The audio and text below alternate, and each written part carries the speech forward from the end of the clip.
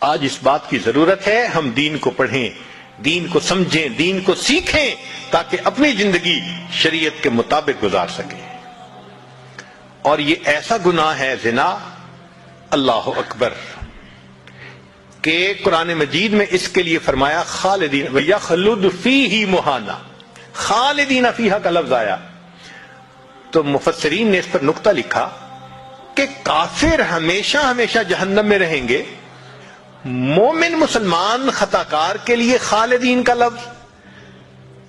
تو مفسرین نے اس کا جواب دیا جی ہاں، یہ آپس میں انوالو تھے نا، تو کہتے تھے ہم کبھی ایک دوسرے کو نہیں چھوڑیں گے، ہم کبھی نہیں چھوڑیں گے ایک دوسرے کو۔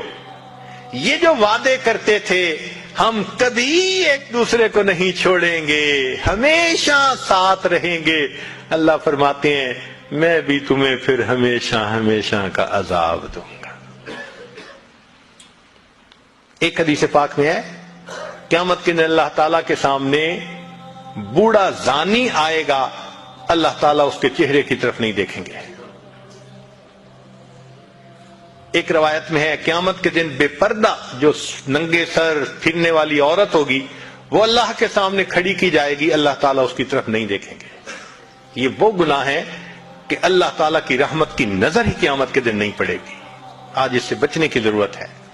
چنانچہ بات لمبی ہو گئی، میں اس کو مکمل کرتا ہوں کہ اللہ رب العزت سے ہم دعا مانگیں کہ اللہ تعالیٰ ہمیں مقصد زندگی کو سمجھنے کی توفیق عطا فرمائے۔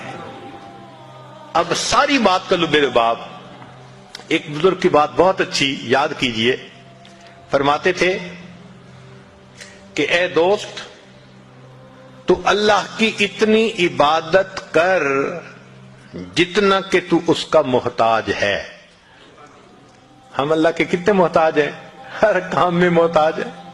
تو فرماتے تھے کہ تم اللہ کی اتنی عبادت کرو کہ جتنا تم اس کے محتاج ہو، اور دوسری بات کہی اتنا گناہ کرو جتنا عذاب سہنے کی تم میں طاقت ہے۔ ہم تو دھوپ کی گرمی برداشت نہیں کر سکتے، اللہ تیرے جہنم کی گرمی کہاں برداشت کر سکتے۔